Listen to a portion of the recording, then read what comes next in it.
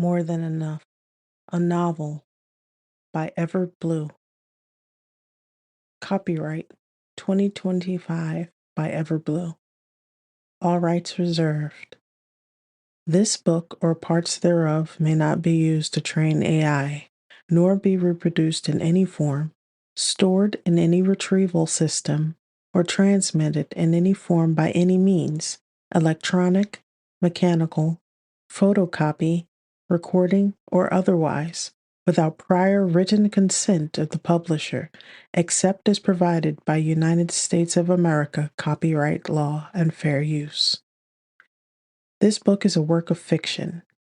Names, characters, businesses, places, events, and incidents are either the product of the author's imagination or are used fictitiously. Any resemblance to actual persons, living or dead, events, or locales is entirely coincidental. Cover illustration. Copyright 2025 by Canva Artist. Editing by A Brave New World. Thank you for reading. More Than Enough is a closed-door, no-spice, smart romance featuring dual point of view, happily ever after, forced proximity, age gap, best friend's brother, celebrity boss, employee, he falls first, international travel and swoon-worthy moments. Bryony, Chapter 1, March. Oh no, absolutely not, Nick. How many times have I said no more superhero stuff? I mean it this time. I shoved the pan of Yorkshire pudding into the top oven, set a timer on my phone, and turned to the sink to load the dishwasher. My boss continues to eye me as he silently takes a drink of water from his perch on the other side of the massive white marble island, just biding his time until I give in, as usual. Normally, I find his geeky adoration of everything drama and acting to be endearing. Yet, this wouldn't be the first time I looked into those large, pale blue eyes of his and wished that he would take them somewhere else. Don't get me wrong, Nicholas Bancroft is gorgeous in a ruggedly handsome way, if you're into that sort of thing. Even with the bit of silver starting to edge his hair at the temples, there's a reason why he's been voted people's sexiest man alive. Twice. I'm sure his English accent doesn't hurt either. Yet, unbeknownst to the scores of producers responsible for churning out his many Oscar-winning films and the various academies that insist on cluttering his mantle with eye-catching statues in tribute to his work, he can be supremely annoying. Fine, I cave as I finish loading the dishwasher with a sigh. What's this about New Zealand? I'll listen, but I refuse to dress up like a hero. A fourth time. Nick slams his large mug on the counter with a clang that echoes through his large, bright kitchen. So dramatic. Leaning forward, his quartered forearms resting on the island, a goofy smile spreads across his face. The smile he reserves for his parents, his sister Evie, and her boys. Of course, since Evie's my best friend, I've gotten more exposure to it over the last 5 years than any other employee has, except for Alfie. I'm just a private chef. As Nick's personal assistant slash bodyguard slash valet slash whatever else doesn't involve food, the older man probably knows Nick best. Speaking of whom, where is Alfie? Bryony, what are the odds that I'm going to be filming in New Zealand at the same time that Peter Smithson and Gil Shapiro will be there? And to take it one step further, they want to talk about casting for a Hamlet experience on Broadway and theaters. I can't believe I got the call. It's just a quick flight to Auckland for a day, so it won't disturb our schedule at all. I nod indulgently as I mix the green drink that Nick insists on having, pouring the mix into their respective bottles. The stuff tastes like grass and broken dreams, but he drinks it every morning before his workouts. You better believe if I were going to be spending 2 or more hours working out, I'd need at least a promise of chocolate. Smiling as I deposit the bottles in the large stainless steel refrigerator, I head back to the island to organize the rest of dinner. This is a very big deal, Nick, and I'm so happy for you. You'd be amazing in Hamlet. Do you think you'll try for the lead? Nick notches his round glasses up his nose and nervously runs a hand through the waves of his dark blonde hair, a slow grin creeping across his face. We'll see how it goes. You realize the pressure to deliver would be incredible. Do you know Richard Burton had the longest run of Hamlet? I nod, half listening to the familiar refrain as his gravelly voice washes over me. 137 performances, we say at the same time, one of us sounding a bit drier than the other. Wait a minute. Dread forms, cold and thick as a knot settles in my stomach. I pause in dishing out the roasted leg of lamb into the serving dish, leveling Nick with a stare. When did you say this legendary meeting is happening? Nick tilts his head, thoughtfully rubbing his chin. While we're filming in New Zealand. Sitting the dirty pan in the sink, I rest a hand on my hip and look up at him. Uh-huh, but we leave for London on Tuesday. You're filming for 7 weeks in Nottinghamshire. Then from May through the end of August, we'll be in Switzerland for filming. That's followed by 3 weeks of post-production in London. Then we're back here with only a week before my big move. So, when exactly is New Zealand supposed to happen? If I didn't know with great certainty the man in front of me had already done so, I would think he's sitting for a Madame Tussauds wax figure. Still, his silence and the bewilderment etched in his face is concerning. Are we going to do that during the week off in July? I venture. Seems like it would take a week just to get there from Switzerland, but I trust Alfie has it all under control. I'm due at Mom and Dad's in Brooklyn in about 2 hours. Traffic is already murder between Hartsdale and Brooklyn Heights without it being the weekend before St. Patrick's Day. With it being the last Sunday dinner before I'm gone for months, I can't afford to be locked into a staring contest right now. If I didn't know my boss so well, there's no way I'd ever take such a drastic measure. But I need him to snap out of it. And nothing snaps an Englishman out of a trance like a good old-fashioned term of endearment. Or a public display of affection. I saw it happen once. It was ugly. Nick, you still with me, babe? He blinked slowly, proving my point. You said the big move. Are you leaving that soon? His gravelly voice quivers at the end, and I stifle a laugh at his antics. I hold up a hand.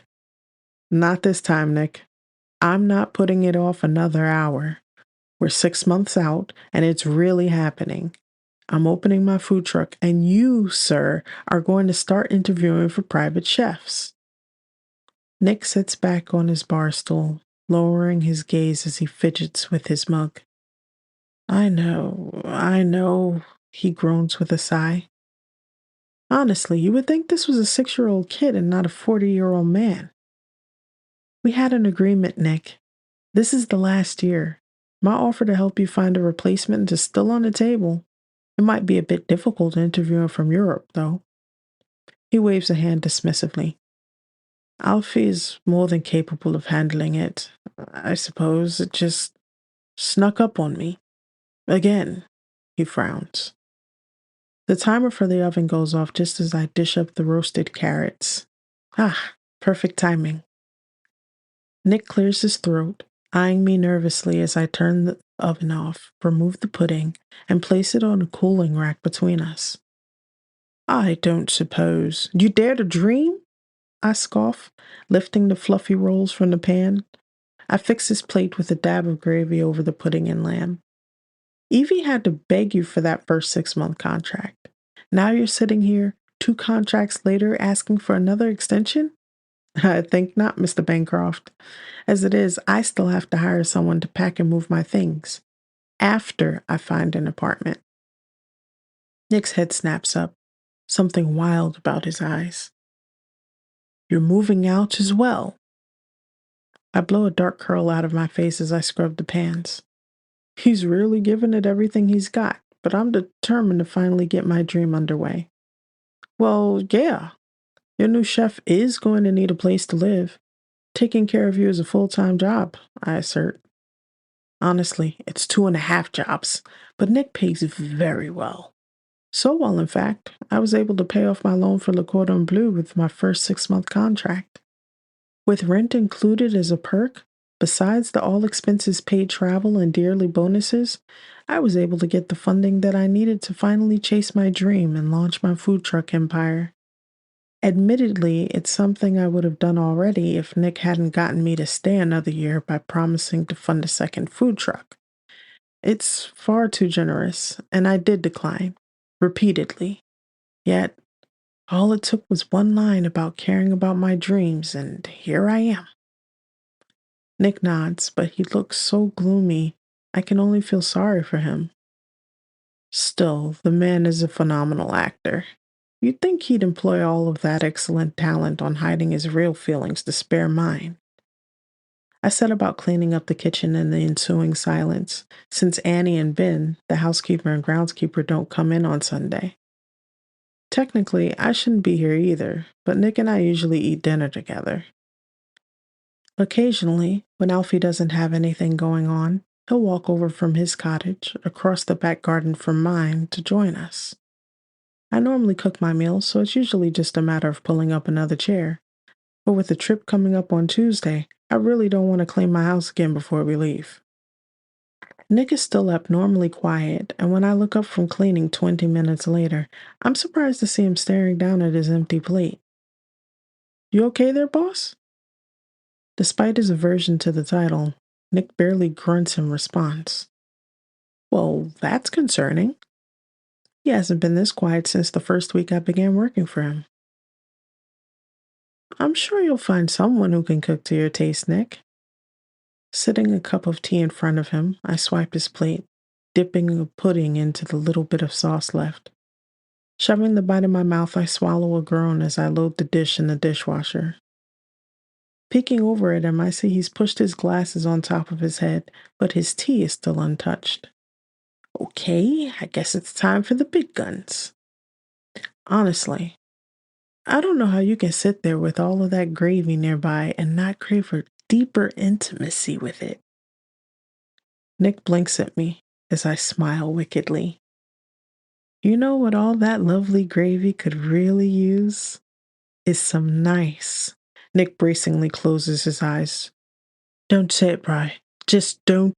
Fluffy mashed potatoes, I finish silkily. His ears redden as he looks at me askance. Despite an impressive list of film credits, it tickles me to no end that he can be so easily flustered just by talking about food he isn't allowed to have on his strict diet. If I'm honest, I'm going to miss this more than I care to admit. It's why I have to relish it now. My grin grows wider. You have no idea how easy it would be, do you? I whisper, leaning across the marble island as his eyes open and lock on mine helplessly. It would be so easy for me to whip up some mashed potatoes, throw in a bit of butter, some cream, maybe a bit of cheese. I lick my lips. Yum. He blinks down at me, his face twisted in a grimace as he growls, You are a menace. My job is done here, I exclaim, blowing him a kiss as I unsnap the top button of my black chef's jacket.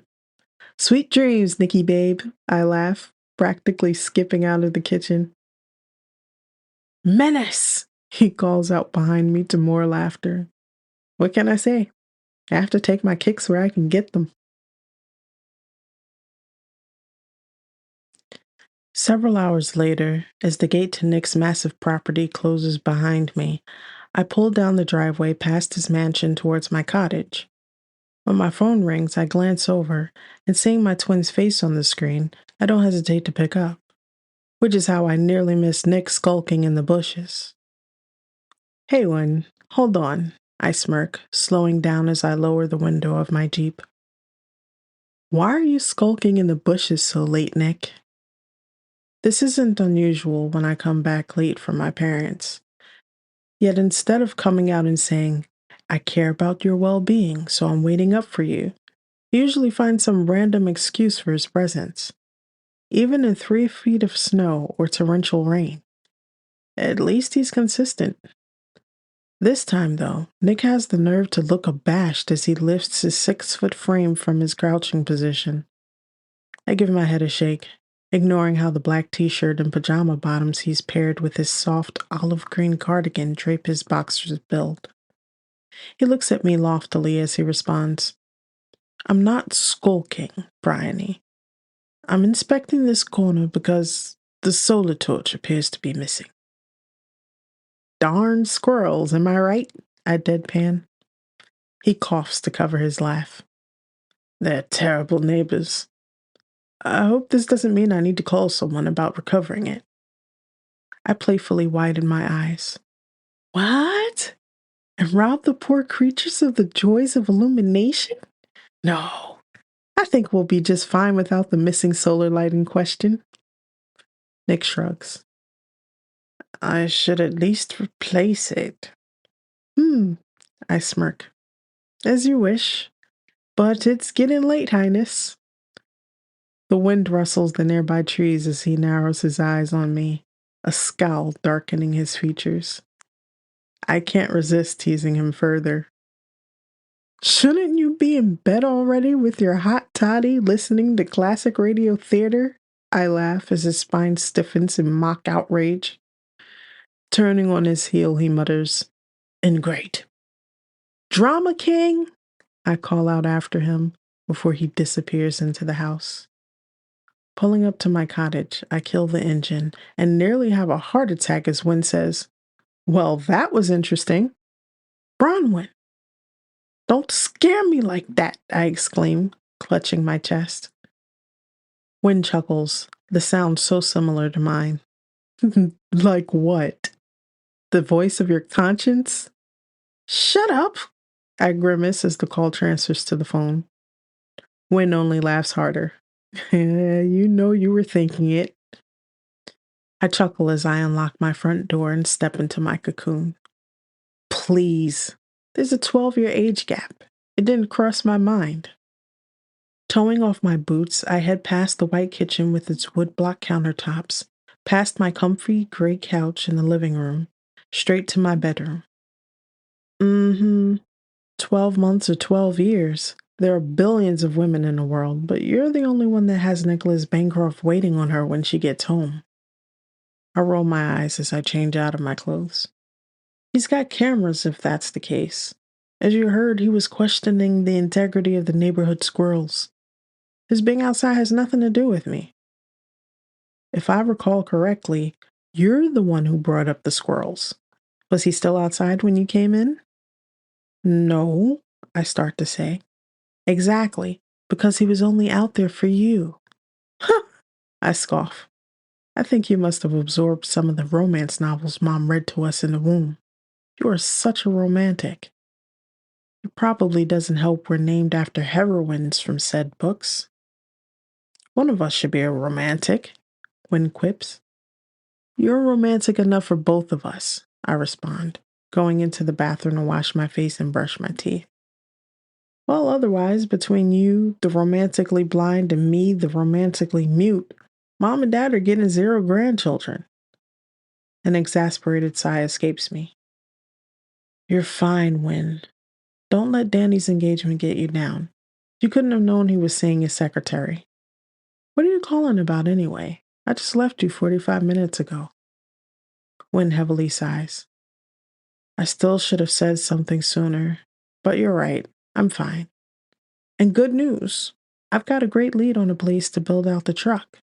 Will you be able to send the money, or should I use the card you gave me for business expenses? Wiping my face with my towel, I head back into my bedroom.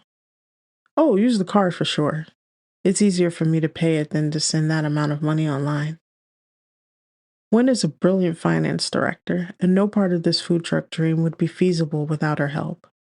After discussing the build out and letting her know that Dad said he would deal with the mechanics, we say another long goodbye. Crawling between the cool, luxurious white sheets, I pull up the fluffy comforter around my face and exhale. It's been a long day. I'm just getting settled when Nick messages me about the upcoming trip. I snicker as I send a message about potatoes that's sure to get a response from him. Sure enough, moments later, his message comes in. Insubordinate and churlish. I crack up laughing at the reference to a skit I had shown him a long time ago. The man forgets nothing. Well, usually anyway. Setting my phone on the charger, I roll over, already drowsy. Outside my window, the sound of the wind blowing through the trees taps out a rhythm that has me drifting off, the smile still on my lips. Just 6 more months and I'm out of here. And nothing's stopping me this time.